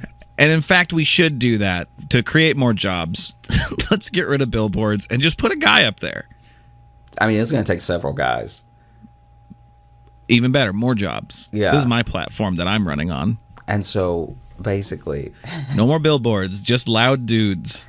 Basically, as she's getting on everybody's nerves and everything, this woman that's like from another booth and that she just has some other beef with walks up, and her demeanor totally changes, right? So she goes from like chipper, happy, everything, just like stone face, like ready to swing. It looks like, you know, like I didn't. You ever see someone without knowing them? You see someone and then you see a change in them that's so fast you didn't think they'd be capable of it.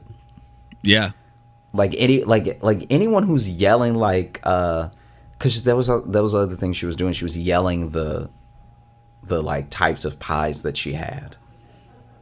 So she's just like rhubarb, pecan. Like it was just, she had come up with a little rhythm for it, and it would have been cute to hear. Sounded once. like she was going to say pecan twice there. Yeah. I mean, I'm sure. Rhubarb, pecan, rhubarb. It's like she's got two pies there. Yeah, rhubarb, pecan, rhubarb, chocolate, pecan, rhubarb.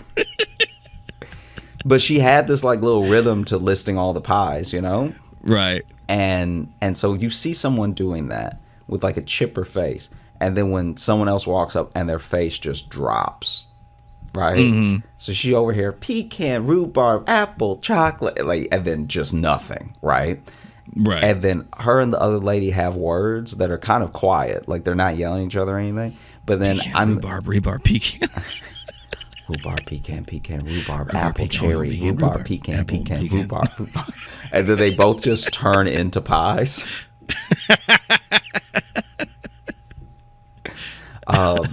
And so it's a pie witch. You know pie witches. Pie witches. Yeah, they go out there, and it makes you scared to eat the pie because you're like, is this a pie or is this a person? Is this a pie witch? And so then they're, quietly talking and everything. And then the lady, this shouldn't make me laugh as much as it makes me laugh. But then the lady who walked over, who is having words with her, is talking to her, maintains eye contact, and slides a pie off the table and then walks away. Hell yeah.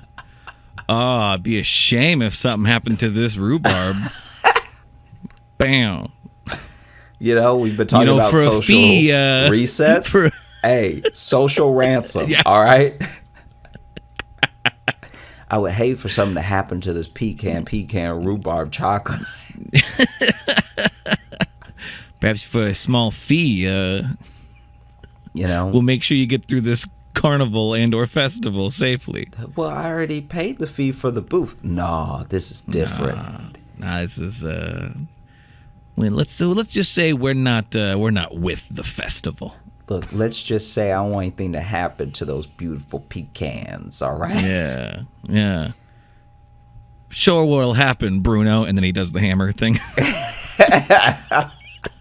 He's been waiting in line the whole time. You think he's been waiting in line for the hammer test, and he's just been waiting with this guy? He's been waiting for the threat. So then this guy's been off to the side waiting for him to get to the front of the line to go do the threat. Also, pie goes all over them. Like, pie goes all over everybody. But yeah, she just slowly, and the way okay, this is like a cat. This is the other disrespect about it. She slid it off so slowly that the other lady could have saved it. Like, she maintained eye contact, but her hand is like, and then she's whispering. She's like, rhubarb, pecan. It's still on the table when it's here. Like she didn't pick one that was at the edge of the table. She slid a pie from like the middle of the table. She had to take a step She had to do a little like traffic jam with the She the had to pies. take a step to slide this pie all the way off the table. Did the pie lady just not notice that she was pushing it? I think the pie lady was getting so pissed that she was just like, you ever get so mad that you don't She was react? just tunnel vision. Yeah, she was just tunnel vision. Like, and it just, what I'd like to believe they were whispering is just like, I'm going to slide this pie off the table. I'm going to slide it off the table. Oh, you better not do that. Oh, Don't do that. I am going to do that because I don't like you and I don't respect You let go of my pie. and I You don't let go like of my pie. pie. And I don't like what do you that. do with your life. How dare you? My All right. pie's so good. My And now don't do it's it. off Oh. the table. Now it's off the table. I didn't want you to do that. Now there's grass in your pecans. Enjoy. Finally, another ingredient. Enjoy your ant pie. Bitch. It's ironic because I'm the pie ant. Yeah, but then also she took a second to like clearly was gathering herself, which I did feel a little bit bad about because as annoying as she was yelling, it was like, well, now this person's just devastated, right? Right. And then takes a minute to gather herself and then starts like yelling again with the, pecan, rhubarb, like all the stuff. But But just with tears running down her face. but the pie is Yeah, still rhubarb. on the ground. And she just never picked it up because I guess she felt like it would have been too much of a step down to pick up the pie. What are you gonna do with that? You know? What are you gonna do with that? Then you gotta find a garbage can or something, or you can't have a fucked up pie sitting on your table. Yeah. So I think the best course of action is to pretend like it didn't happen. Yeah. Pecan, rhubarb, grass. Pecan, rhubarb, ground. Yeah. Also speaking. Oh, that one's not for sale. That one's not for sale unless you're that bitch Heather. I'll sell it to her for free. It's like, well, it's Yeah. not really a sale then. That's a gift, I think, what you just Oh, it won't feel like a gift. She wants to put my pie on the ground. She can join my pies on the ground. She can have a little bit of that dirt flavor with some of that pecan. I mean, if she's the one that put it on the ground, she probably doesn't want it. It sounds like you don't know what to do with this. No, You've never she been gonna threatened love before. it. All right, she's gonna love the pecan. She's gonna love Now the you dirt. think she's gonna like it? Interesting. Yeah, because just burst out into tears. You ever been in a fight before? I just wish I knew the backstory. It's just two middle-aged women that were like having words very quietly, but then what an alpha move. Did you see where the other lady came from? Did she come from a different booth? No, but I saw her later behind like a squirt gun booth. Interesting. Yeah, so she wasn't even selling other foods like Like a rival baked good. Yeah, that was no. my first thing was like, ooh, these are rival. yeah, it would be bakers. great. Pie versus funnel cake would be fire. Yes. That thing. That's what I was hoping for, I guess. Honestly, if she like this is a person who's clearly unhinged though, because as minor of a thing as it is to do, it does feel like I felt like this was a crazy person when I was watching her. Oh no, it's a wildly aggressive move. Yeah. And so Well, passively aggressive move, maybe. and so what I will say is if she was running the funnel cake station, she would have come over with hot grease. Like this person. Our saving grace is that she was behind the squirt gun thing and those squirt guns can't move. Yeah. Maybe that used to be the spot for the squirt gun booth. Oh, They used yeah. Hey. They used to have that prime real estate. That could be it. The squirt Pie Lady took gun it. booth used to be near the sledgehammer. Yeah. So it was great back and forth money of people waiting for the hammer. They'd come over to the squirt gun, vice versa. And now this pie lady messed the whole Yeah. thing up. And no one wants these damn pies walking around a carnival. Unless you're going to have a pie throwing game. Yeah. This is games. This is the game row. Yeah. Make a game out of this pie. And I got a new game for you. It's called ground pie. I got a new game for you. It's called Do You Have the Balls to Stop Me While I Slide a Whole Pie Off of Your Table? Because also, Yeah. look, this is the other thing, and I don't know this woman's situation. I really don't. So I can only make fun of it so much because I'm sure there's a logical, maybe she had a van full of pies. But she did not have a lot of pies at that table. So by sliding a pie off the table, you took out like a fifth of her inventory. really took down Dude, there weren't that many pies on the table. So either she had already sold a bunch or she wasn't selling any, so she didn't bring any. Yeah. Because the fair is for the whole weekend. Yeah, and maybe she doesn't fully understand fairs, and she doesn't think that clowns are a part of it. They think clowns just come to it. And she's like, you know what, clowns love pies. You know what I pies and seltzer water. That's what I have. I didn't even see how much the pies were. I would love if just to cover her costs. Yeah, just to cover her costs, each pie was $200. Like every slice of pie is full $200. And you said this is by the entrance. No, this wasn't by the entrance. No? This is in the heart of the in fair. The heart of it. Yeah. Okay. That's why I was like, this doesn't make any sense. Like, why would I buy a pie and then ride around? But even the entrance isn't really like there's. I don't know. I'm just not. When would I want a pie? A full pie. That's what I'm saying. The closer to the exit where the parking lot is seems like the best place. That's the best, but the best is still not good. Yeah. You know what I mean? I'm still buying a fucking carnival pie. Also, we got pie at home. Okay. We got pie at home. Yeah, I want the pie that a bunch of people have walked by and coughed on. And yeah, someone's definitely farted on that pie. That's where I want to get my pie. Yeah. In a place full of of old machinery and old games that have been touched by 9,000 people a year. Yeah. That's where I want to get my baked goods to take home. You know what I like sprinkled over my pie? Rust from the Ferris wheel from on high. Yeah. It's why when you go to a carnival, you want deep fried stuff, because then you at least know nothing survives that. So this food might be nasty, but at least it's clean. You know what I mean?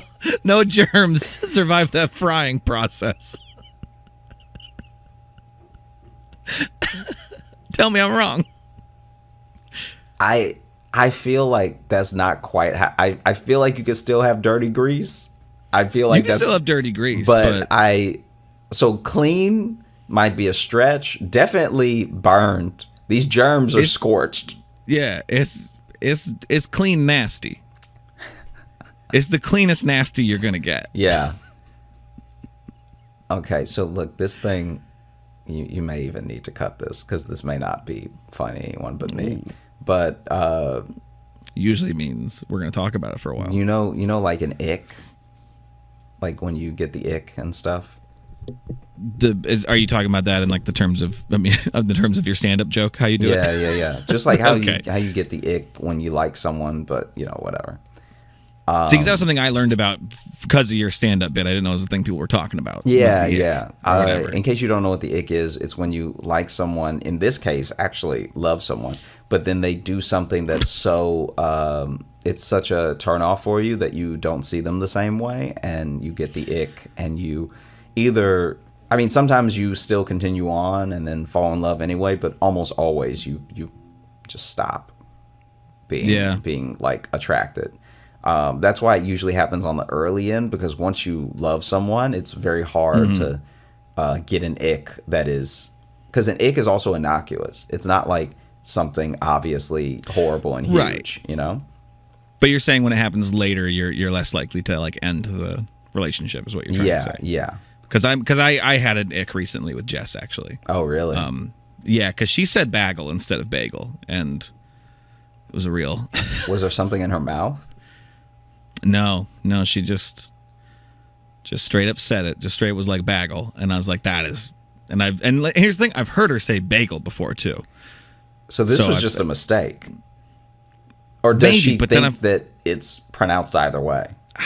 I don't know.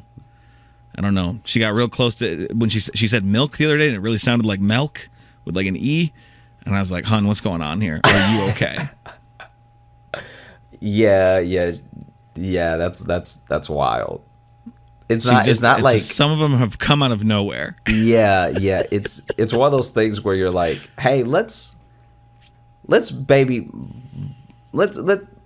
we should go to a speech therapist together, just together to like see if we're still saying everything the same, and feel good about how we pronounce things and stuff. Yeah. Let's just set it, let's set what the pronunciations are. Let's agree together. Does your tongue feel like a tool or like it's in the way? Yeah. Yeah, you feel, is there a lot of turmoil going on in there? I just want to know. Because we can sort that out. Yeah. I don't know. That's was just a joke. That's not like an ick, but it's you say your mic. Yeah. Or did you hit the table? No, I hit the mic with my hand pretty hard as I was trying to discreetly move. Well, it wasn't that discreet because you went, ow. Yeah, I just had to let it out. So I was trying to be discreet about it, so I looked you in the eye and said, ow. So I was like when you do a show and like when you do a show and the audience is like just tipsy enough where they're not fully making sense. Even when you ask more questions, it's not getting any better. Yeah. So I just asked this random couple what their ick was, right? And I still don't know who did it. It was a man and a woman sitting together. And I had asked the man, but then the woman spoke up. But then it sounded for a second like she was talking about herself. But then it seemed like maybe the guy had done it. Basically, the ick that they both agreed they had was, this is so specific, but one of them came home one night and from a long trip as well. So hadn't been home for a while. And they come home and their partner, because once again, they were so like drunkenly trying to explain the thing that I could not gather who did what. I even asked them straight up at one point, and then they busted out laughing instead of answering me. One of them came home from a long trip, and their significant other was seated on the floor in front of the TV with just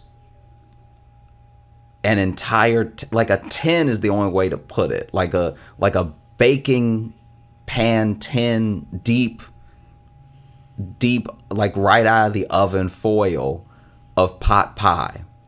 And they had clearly been eating the pot pie from the tin on the floor and had gotten through quite a bit of it, like had eaten half of it, But like it's like a full pie, not like a mini one. No, not like a mini pot pie. We're talking about, it shouldn't even be called a pot pie because it's so big. It's like a pot cake. And so they had so much pot pie on them because clearly they were drunk when they did it. So they drunk, like, I don't know how you stay drunk this long because pot pies, like homemade pot pies, take forever, right? Yeah, especially if it's that big, you're going to have to bake it. You're not microwaving that. Or they did. That's why it's so messy, is they broke this thing in half and shoved it in the microwave. And then clearly ruined the microwave because you can't put that much metal in a microwave. Nope.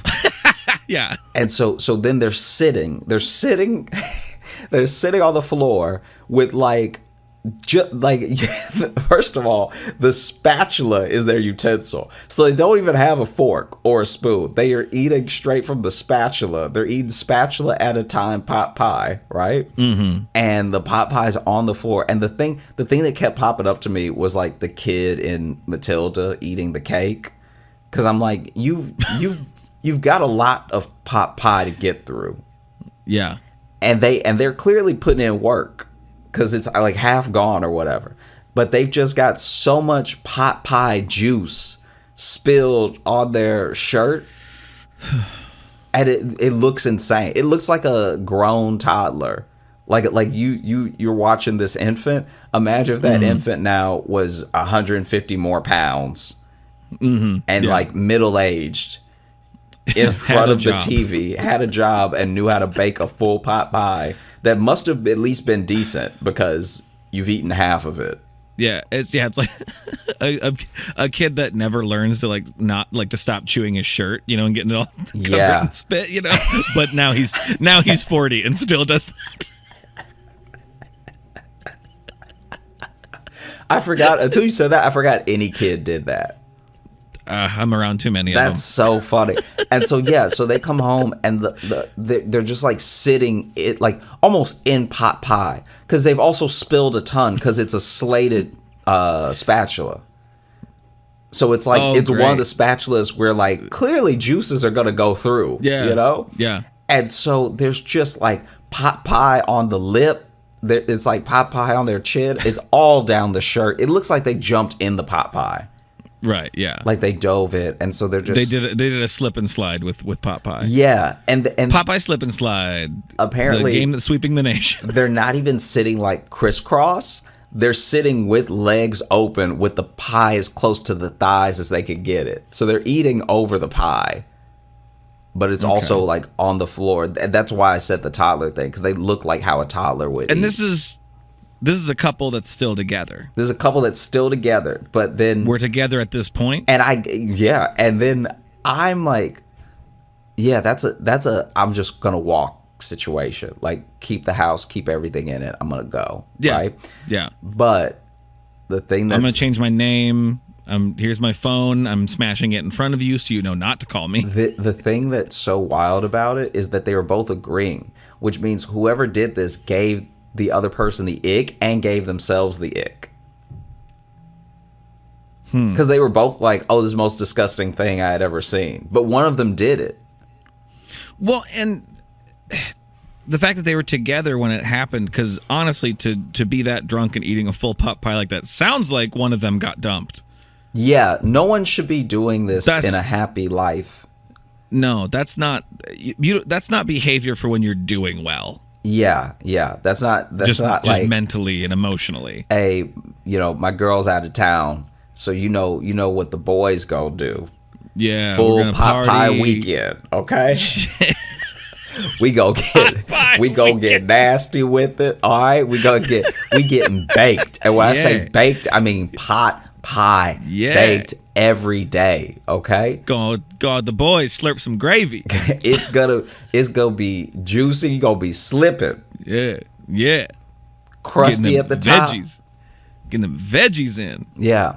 I mean, the boys. Maybe a little bit of stew meat in there just to spice it up, Yeah, just like Grandma used to make. Just the like OG bro. Just like Grandma used to make, except way too much that Grandma never made. She did a reasonable amount. I'm a ball out. She made the right amount. She made the right amount. She was a responsible woman, but not me. But not me. You know what I mean? I got to flex on them. And by flex on them, I mean get so sick that I cannot flex a single muscle, Yeah. Now give me the spatula with the biggest holes in it. Give me the spatula that'll let people know, hey, I eat like a baby. Yeah. These clothes, they don't go in the wash. They go in the fire. Yeah, not my lucky shirt, okay? Nuh-uh. These clothes will not be saved because it's about to get so crazy in here.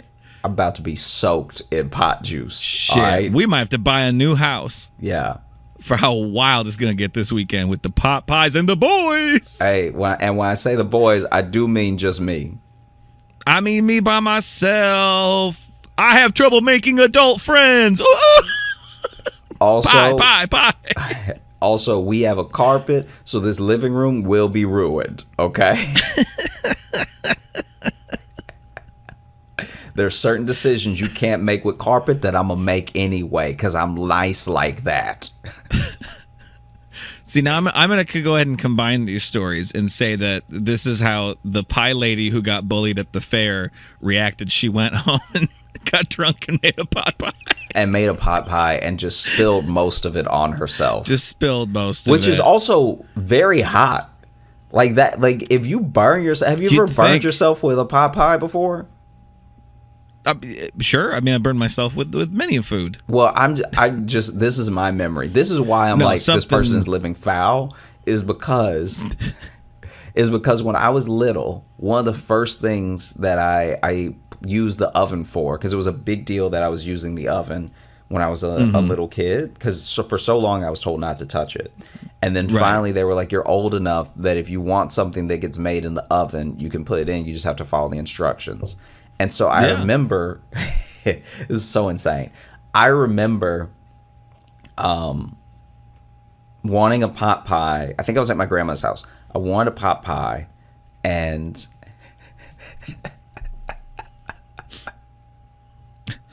this is so dumb. I wanted a pot pie, and they were like, follow the instructions. So I followed the instructions, and they were watching over me as well to make sure I was like doing it right.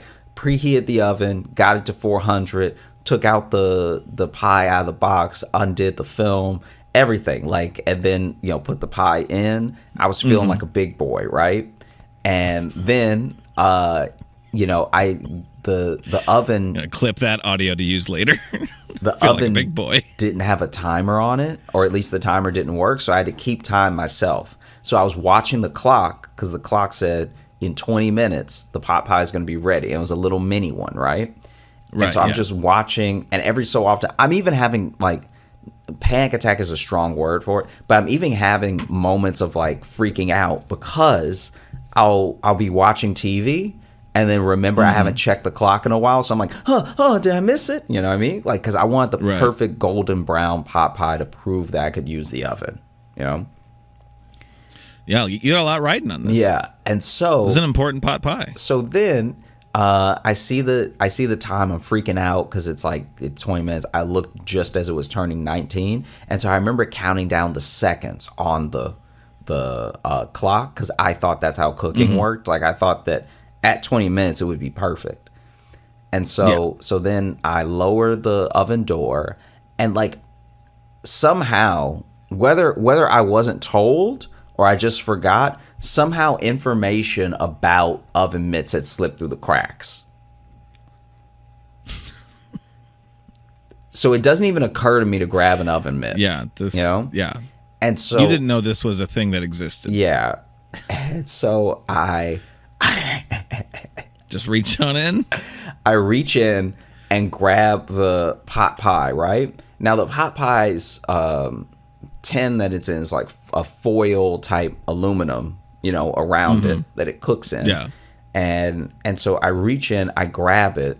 The way that I grab it is I grab with my index finger and just the I guess like inside of my thumb around the foil part, but then I end up putting my thumb in the pie when I'm grabbing it to pull it out. Oh. And so I put my thumb in the pie. I'm burning, like my I think my thumb is going to burn off because I didn't realize that it would be this hot. I didn't like finish in my head what cooking, like how to get something out of the oven. And so it's to the point where my finger's already in, and so even in pain, I pull the pot pie out of the oven. Yeah. Like I just rip it out real quick, right? This all happens so fast. It's not like I have a blister or anything. Like my thumb is clearly burned and hurt.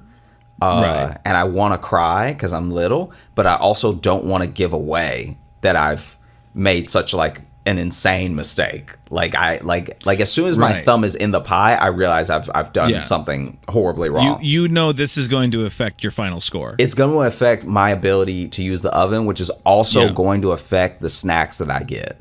Because sometimes I want something and my grandma didn't feel like making it or didn't feel, you know, so if I can do something myself, I can have it whenever I want. This is a big moment in your life. You're leveling up as a big boy. And so my thumb goes in the piping hot pie, right? That's how I know it's done. Cornered yourself. Is because steam is shooting between my thumb and the pie. And so I rip the pie out. I like set the pie down on the oven door that's all like all the way down. I then realized this is what oven mitts are for. And so I grab the oven mitts and then, you know, grab the pie, put it on the counter and everything, am nursing my thumb. And this was so devastating. I'm eating the pie later, like I let it cool for a sec because I'm like really hurt. I'm like sitting there like, ooh, and I'm trying to hide it as well because I just don't want anybody to know how badly I messed up, you know? Yeah. And so I'm like really like nursing, but like I'm trying to not let my thumb touch anything while not showing it's hurt. And so then it's time to eat the pie, but I burn the thumb that I eat with normally. So I eat a lot with my left hand. And so I burned my left The thumb thumb. the thumb that you eat with though makes it sound like you just dip your thumb into things. Oh yeah. That's how. Just stab food with my thumb and then into my mouth. Yeah, instead of counting calories, I just eat a thumbful at a time, and then 100 thumbs and you're full. I eat 100 thumbs a day. And so then I can't now grab the fork because this thumb hurts so bad that I can't like grab the fork and eat the pot pie. And so I use my right hand, which I'm like a left-handed person. And so I am completely missing my mouth. You think eating was an ambidextrous thing? And is for me, it's just clearly not. So I am missing my mouth and burning my lip with hot pot pie because because I'm just using the wrong hand. Like in a weird way, I don't even know how to hold the fork. No, I know, and the problem is too is it's high stakes. You got high stakes to suddenly be ambidextrous because not only are you trying to show you're a big boy, but what you're wielding is hot. Yeah. And hot and messy. So it's like this is a lot. This is a lot on a little guy. So I've got one thumb in the air just to cool, right? And then I've got my other thumb on the fork, and I'm just it's crazy. I actually feel like I was in an accident or something. I'm relearning to use my limbs because I've never even tried to eat with my right hand before. Yeah, definitely the same thing. No, I'm just saying it's like because I'm trying to eat with my right hand for the first time and hold a fork, right. It's like not even occurring to me how to do it. Like it's genuinely I have to think about how I would do it with my left, try to mirror it with my right hand, stab the pie, lift it up, and not like fling it into my own face. Right. Yeah. Because the crust is super hard. Mm-hmm. Like if it was just already all broken off, then maybe I'd have a better chance. But the crust is also hard, so I'm not even aware of how much pressure to put on the fork. Like all this is going through my head because I'm like still trying to hide that my thumb is red, by the way. Like probably quite burned. Yeah, actually. Yeah. So I don't have a blister, but my thumb is like it doesn't look like my thumb, Yeah. Yeah. And no, it was terrible. Wow, some pot pie trauma. Yeah, that you had there. Because then the worst part is that I did all that of like thinking about like calm down, PTSD, accept pot pie the stress pain. disorder. Yeah, accept the pain.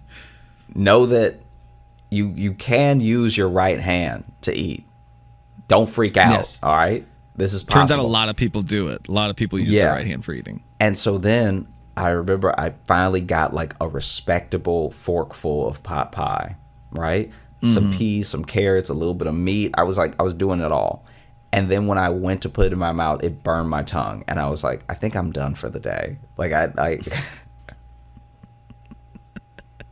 You just walk into your mom, just be like, I should not be trusted with the oven. I'm not ready for the oven. Also, I may need all the doctors because my thumb feels ruined. Yes.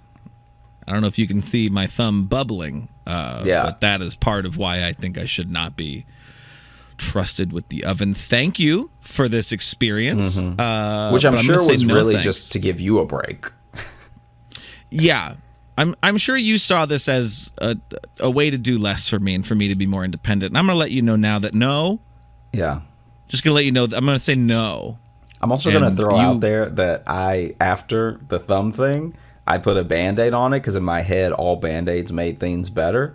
Well, that's just child logic. Yeah, a Band-Aid will fix it. But because now, at least when my finger was in the air, nothing was touching it, whatever. Now with a Band-Aid on, it's constantly being touched. Yeah. Like now, anytime I move my hand, I'm like, yeah. Yeah, if you put a Band-Aid on it, you feel the blister grow. Yeah, yeah. Like you feel it actually from beginning to end be created. This Band-Aid is getting tight. Yeah. Wow, this was wasn't expecting so much pie drama for this episode, but it's what happens. Hey, real quick before we go, should we open up the mailbag? Yeah, let's do it. I got one thing just because I think this will go perfect with the sentiment of a gun is a social reset for because that's kind of I'd say maybe an emo statement or something. So how about we look at the return of Goth Josh? There we go. It's a new one. This is from Mike, and it's it's post-apocalyptic Slender Man Goth Josh is what we have. So this one here, look at that. You look badass in this. How do you feel about this? It is very well drawn. This is wild. It's like something out of Sandman. Yeah. Yeah, this is like truly wild. And then they also put this one down here. It says, I'm not sure if Josh digs Afro Samurai, but here he is. So this must be a different take on it. That one went enlarged, but... Yeah, wow. Wow. So there you go. A couple different... We'll put those in the video, probably post them on Instagram. But thank you, Mike. Thank you, Mike. Those are both very cool. Those are some gnarly Goth Joshes / Samurai Joshes / post-apocalyptic Slenderman Joshes. Yeah, that the other one looks like straight out Samurai Jack. Like, I don't know if I'm a good guy or a bad guy, but I'm in it. Yeah. Yeah, you're a mysterious figure in the distance watching them or something. Wow. Yeah. Thanks, Mike. And thank you for listening. Well, we had a great time recording. I hope you had a great time listening. Thanks so much for listening to the show.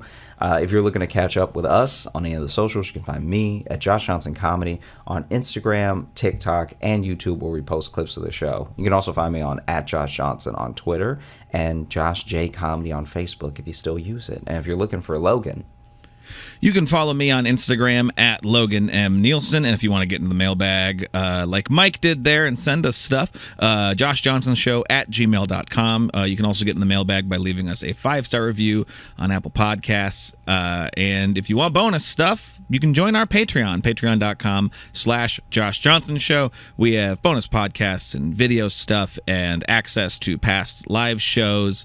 And speaking of live shows, we have one coming up October 16th. It's a Sunday at 6 p.m. Eastern Time. We are doing another one. I can tell you right now, I already plan for that one since it's our October live show. The teased several times throughout the show, the creepy ass dolls that that Jess has in our house are probably going to make an appearance at this coming live show, much to mine and Josh's chagrin. Chagrin's one way to put it. We hope you join us for the virtual live, but also that you have a great rest of the day into your weekend. All right. Hey, thanks so much for watching. Please like and subscribe. It really supports the channel. Hit the bell notification because apparently it's the only way YouTube will tell you that something happened. And just tell a friend. That's the biggest thing you could do. Just tell one person in your life that you like, maybe you don't like, that this video happened to you. We release the podcast every Thursday on all the podcast apps, so you should find us there and subscribe on those and comment and leave reviews and whatever on all of them. And also, if you want bonus stuff, you can join our Patreon, patreon.com/JoshJohnsonShow. We have bonus podcasts and videos and stuff there, and we'd love to see you